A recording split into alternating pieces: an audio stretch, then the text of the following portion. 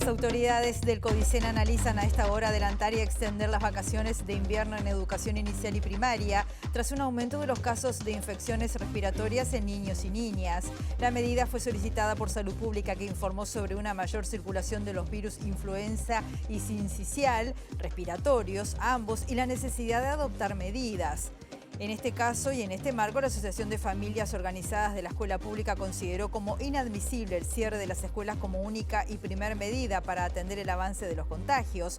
También la Federación Uruguaya de Magisterio expresó diferencias con las medidas anunciadas por las autoridades.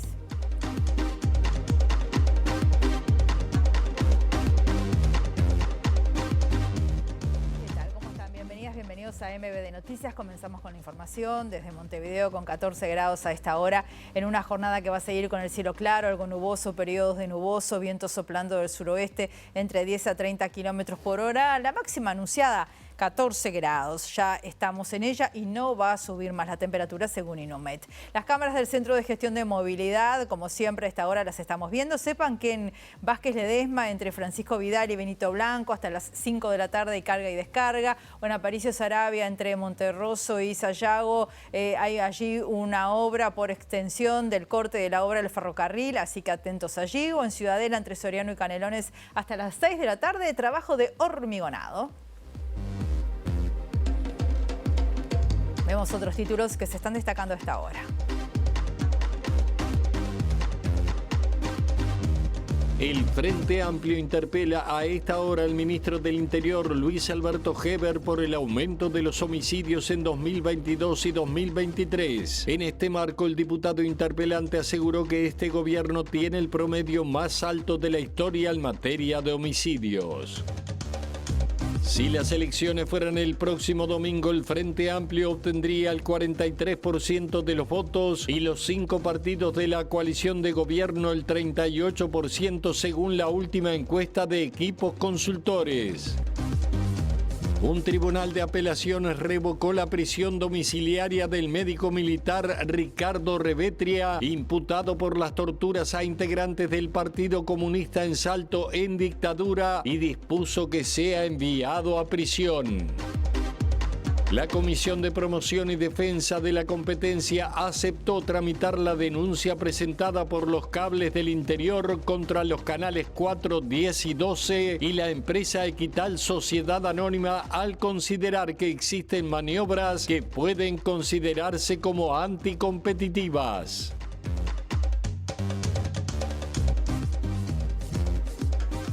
Como decíamos en la portada, las autoridades del CODICEN están analizando a esta hora adelantar y extender las vacaciones de invierno en educación inicial y primaria tras un aumento de los casos de infecciones respiratorias en niños y niñas. La medida fue solicitada por Salud Pública, que informó sobre una mayor circulación de los virus influenza y sincicial respiratorio y la necesidad de adoptar medidas no farmacológicas de control en la transmisión de los virus. En este tema ha estado y está trabajando nuestro compañero Eduardo Delgado. Buen mediodía para ti, Eduardo, ¿cómo estás? Bienvenido, adelante.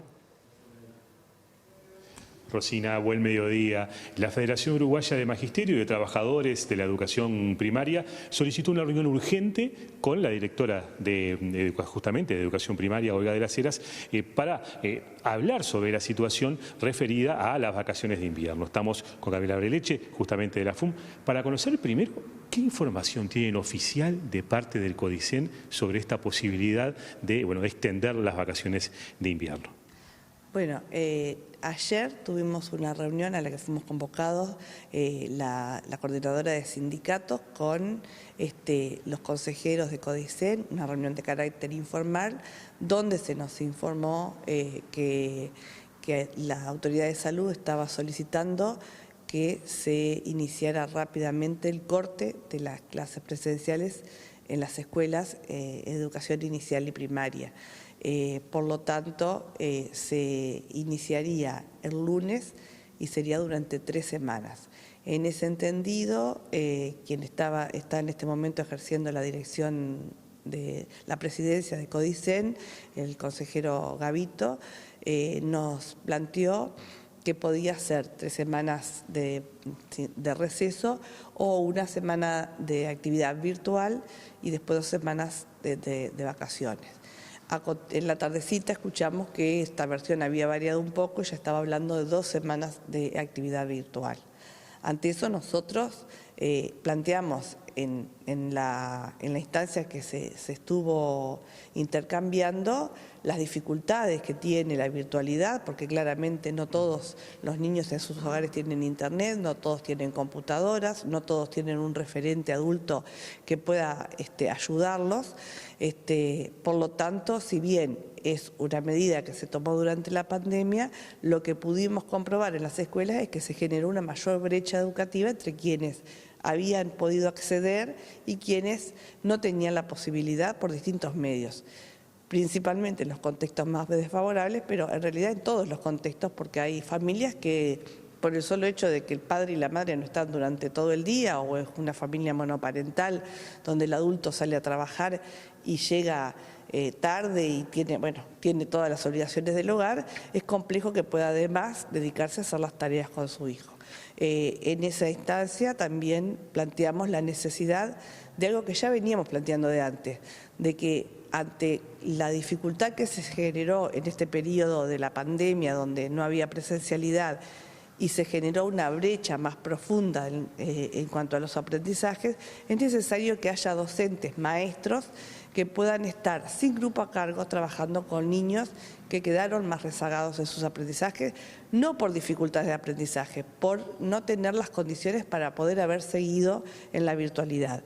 Y si además ahora sumamos que va a haber nuevamente virtualidad, estamos en esa encrucijada. Nosotros entendemos que no se puede sustituir la presencialidad, que la virtualidad puede ser una medida paliativa que no alcanza a todos, ni siquiera podemos decir alcanza a la mayoría de los niños, entonces no sustituye, por lo tanto entendemos que hay que buscar otras alternativas y por eso nuestra propuesta. Ustedes, por eso, la Federación, ¿estaría de acuerdo en que las vacaciones se extiendan en vez de una semana por 2 semanas?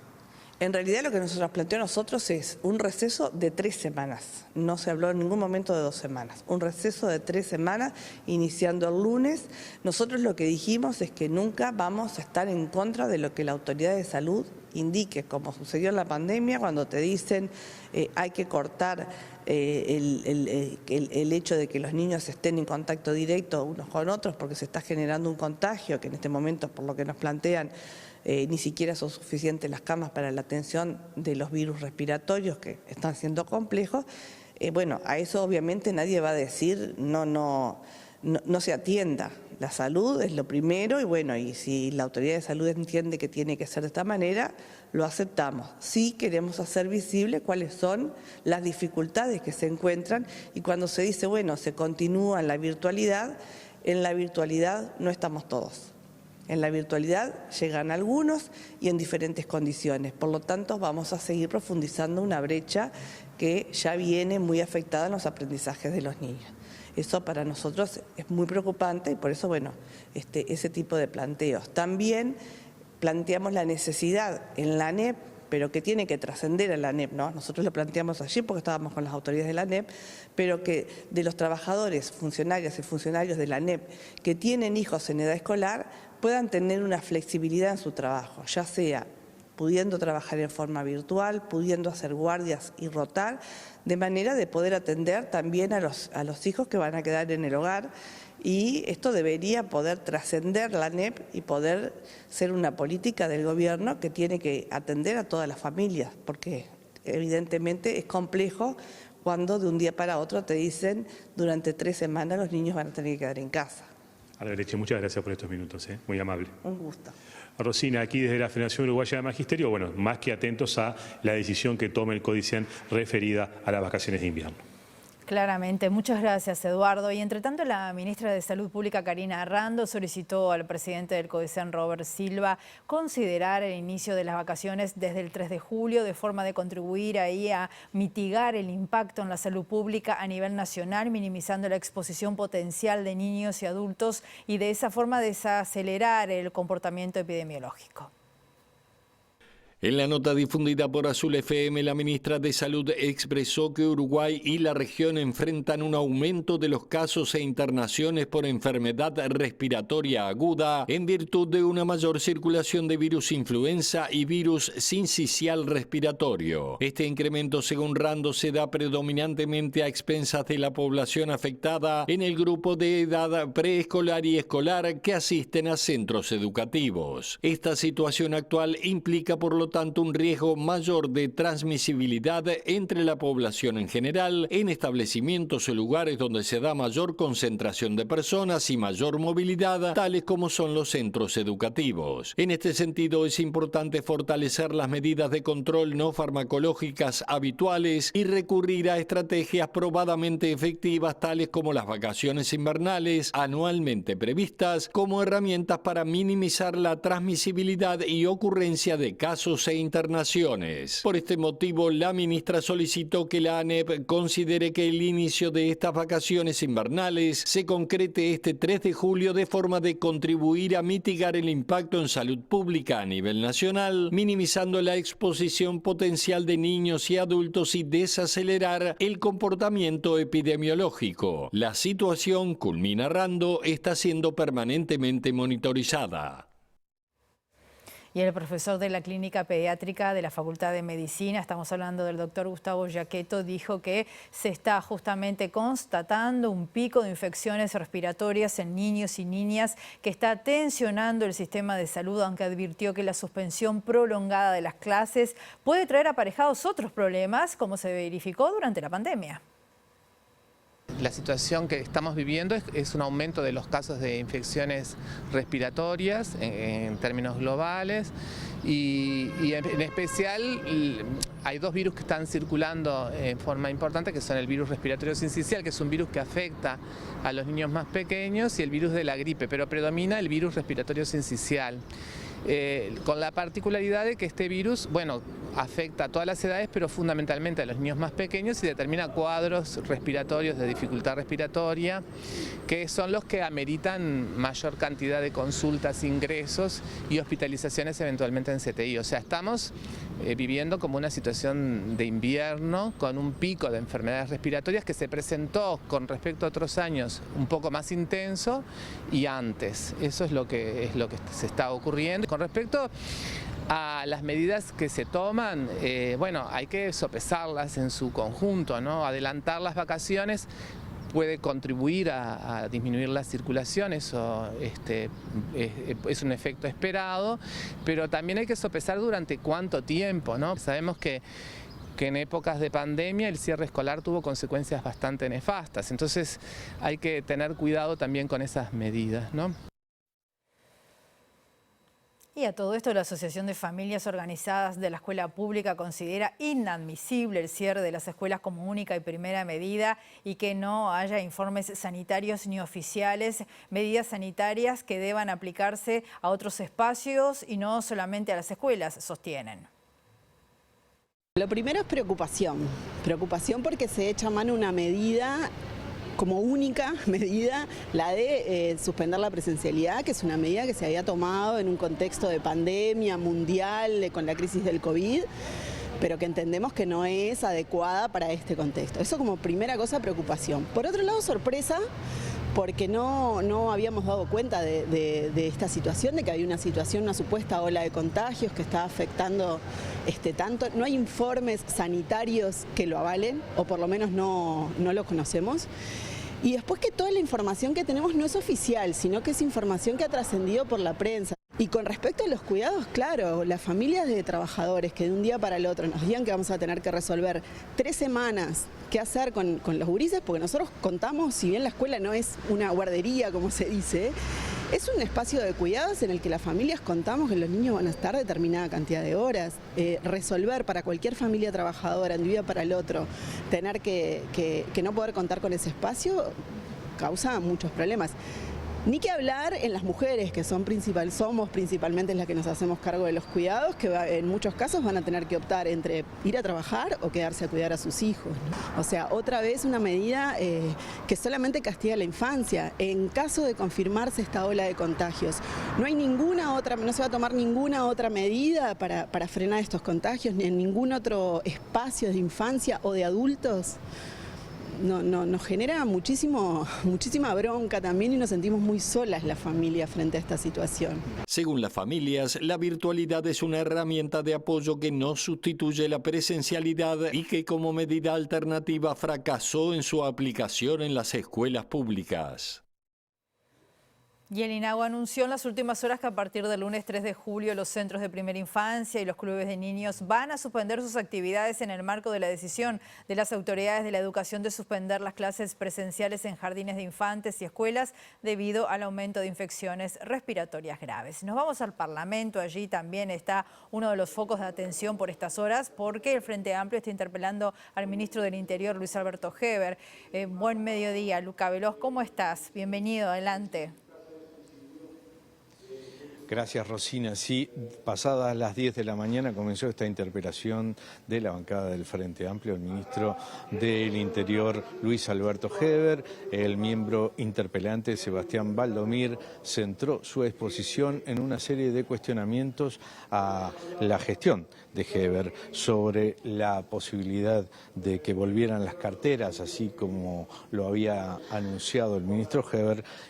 Valdomir señaló que la realidad mostró que la gestión del ministro Heber fracasó, sostiene que es un ministro que se le nota que está cansado y habló de un 25% más de homicidios en esta gestión, la tasa de homicidios más alta de los últimos 40 años, señalaba Valdomir en su exposición que duró casi 1 hora y 30. Además ha hablado de que Peñarol es el barrio con un índice mayor de homicidios per cápita en la región, mayor que Caracas, inclusive hablaba de 60 homicidios cada 100.000 habitantes y los 186 homicidios que mostró el diputado Valdomir para este primer semestre. Habla de que la gente siente más inseguridad ahora tras la pandemia. Vamos a escuchar lo que decía Valdomir en esta exposición. El promedio anual de homicidios en este periodo de gobierno es de 342 por año. Este gobierno, presidente, tiene el promedio anual de homicidios más alto de la historia.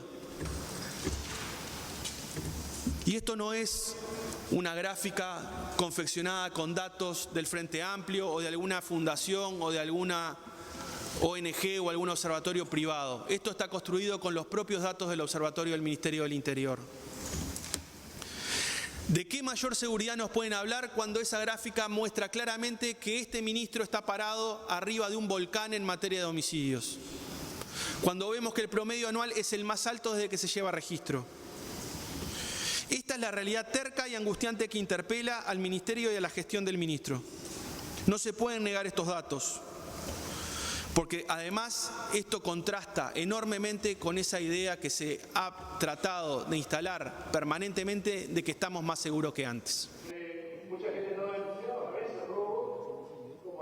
Valdomir insistió además con que los organismos internacionales están sindicando a nuestro país como una mojón importante en la ruta de la droga hacia Europa, y esto, por ejemplo, presentó aquí en sala un informe del grupo Ceres, el grupo que dirigió el exministro Ernesto Talvi, que así lo señalaba en el año pasado. Tras esta posición de Valdomir, la intervención y la palabra la tomó el ministro Heber, que ya por un espacio de 2 horas y media viene respondiendo la serie de cuestionamientos. El ministro Heber centró el tema de la seguridad y el éxito de la gestión en un cambio de estrategia que ya empezó a implementar el exministro Larrañaga, según aseguró Heber, y que él es el continuador en torno al combate al narcotráfico. Exhibió cifras sobre la incautación, sobre los operativos y la cantidad de procesados en torno al narcotráfico. También vinculó directamente los homicidios con el narcotráfico.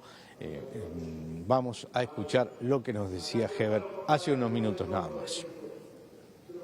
Los números hablan por nosotros, señor presidente.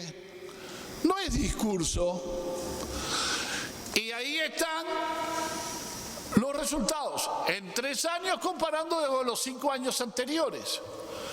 Y si sacáramos lo que, vuelvo a decir, en el puerto, prefectura y aduana pudo capturar, estamos en cifras que realmente son muy importantes en el éxito de la lucha contra el gran narcotráfico.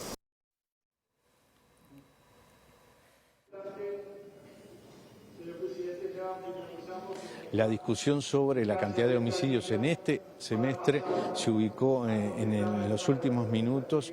El ministro Heber habló de 78 homicidios en Montevideo solamente en el último semestre, que hay que esperar los datos de junio. Está cerrando la exposición y tras ella el Frente Amplio ya pidió un cuarto intermedio para analizar las respuestas de Heber.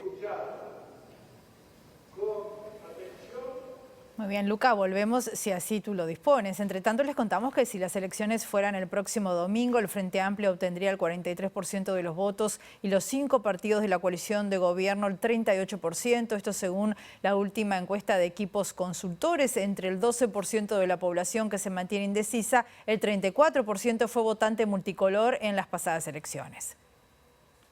Ante la pregunta ¿qué partido votaría?, el 43% dijo que votaría al Frente Amplio, el 28% al Partido Nacional, 7% al Partido Colorado, 2% a Cabildo Abierto y 1% al Partido Independiente, al PERI y a otros partidos. En tanto, el 12% contestó que aún no se definió y 5% que votaría en blanco o anulado. Con respecto a la medición de abril, el informe destacó que prácticamente no tuvo cambios y los que hubo se encuentran dentro del margen de error. El Frente Amplio creció 1 punto, el Partido Colorado 2 y apareció el PERI con 1%. Con respecto a las tendencias, se confirma el crecimiento del Frente Amplio por encima del 40% en el último semestre, como así también la estabilidad en las posiciones al interior de la coalición de gobierno. En cuanto a las personas indecisas, Equipos identificó que provienen en mayor medida de quienes votaron multicolor en 2019, 34% y 15% de quienes lo hicieron por el Frente Amplio. Sobre este grupo, el informe también consignó que se consideran a sí mismos de centro, 60%, y en un número aún mayor, 78%, afirman tener poco o nada interés en la política. La encuesta de Equipos fue realizada entre el 2 y el 16 de junio en todo el país, con una muestra de 2.000 personas.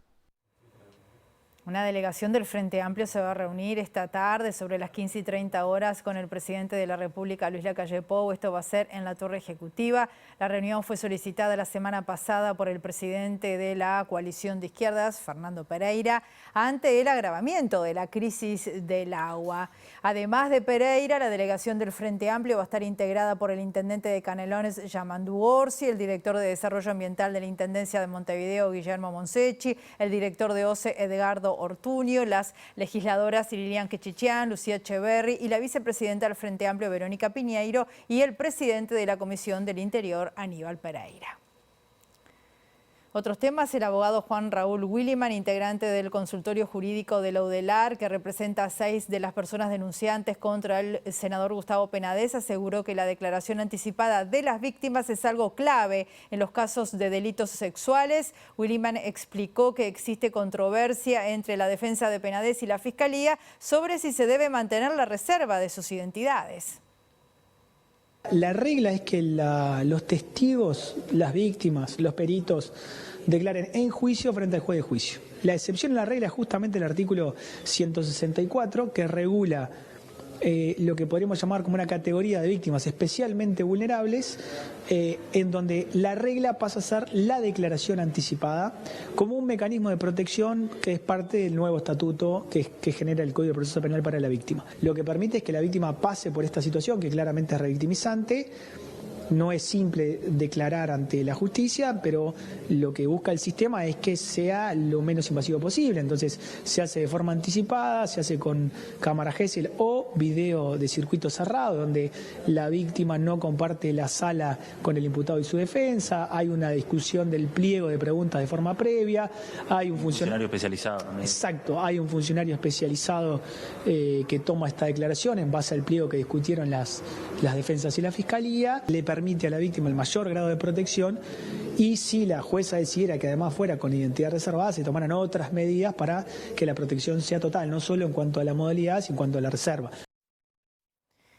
Un tribunal de apelaciones revocó la prisión domiciliaria del médico militar Ricardo Revetria, imputado por las torturas a integrantes del Partido Comunista en Salto en la dictadura, y dispuso que sea enviado a prisión. En febrero, el juez Claudio Melo dispuso el procesamiento del médico militar Ricardo Revetria por los abusos perpetrados entre 1974 y 1976 contra militantes y exmilitantes del Partido Comunista en el batallón de Salto. Sin embargo, el magistrado resolvió que sea imputado sin prisión en virtud de su avanzada edad, ya que tiene 90 años. Sin embargo, el Tribunal de Apelaciones consideró que los hechos imputados son de gravedad, a lo que se suma la entidad de los reiterados delitos, los daños causados y la personalidad del procesado, lo que justifica la prevención con prisión como medida cautelar, afirma la sentencia a la que accedió MBD Noticias. Sin desconocer la edad del médico y las patologías que padece, la prisión preventiva es la regla luego de dictado un auto de procesamiento, más cuando los hechos imputados por su gravedad hacen presumir que recaerá pena de penitenciaría, concluyó la sala. La investigación por abusos en el batallón de Salto comenzó hace más de una década y supuso la acumulación de 6 expedientes vinculados con las torturas a una treintena de presos políticos que incluían golpizas, plantones, caballetes, submarino, picana eléctrica y colgamientos. Al pedir el procesamiento, el fiscal Ricardo Percivale consideró que el médico militar fue una pieza clave en la represión desplegada en dicha unidad militar, ya que en reiteradas ocasiones cooperó en los distintos interrogatorios en que a los detenidos se les aplicaban apremios físicos y tratos crueles, inhumanos o degradantes. La Comisión de Promoción y Defensa de la Competencia aceptó tramitar la denuncia presentada por los cables del interior contra los canales 4, 10 y 12 y la empresa Equital Sociedad Anónima, en la que confluyen estos 3 canales al considerar que existen maniobras que pueden considerarse como anticompetitivas.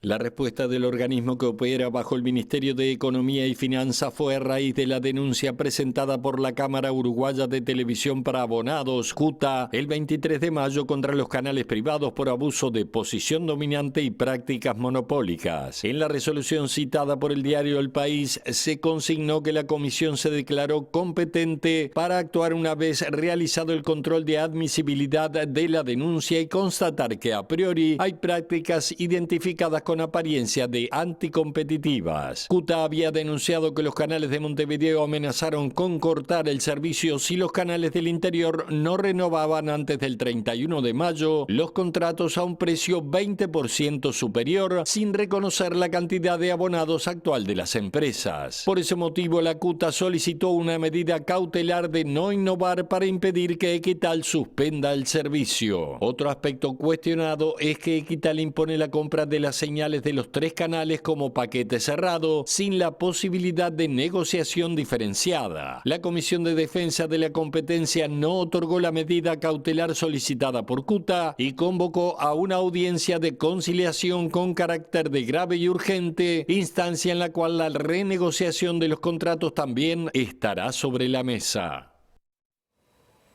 Hacemos una pausa muy breve, volvemos enseguida.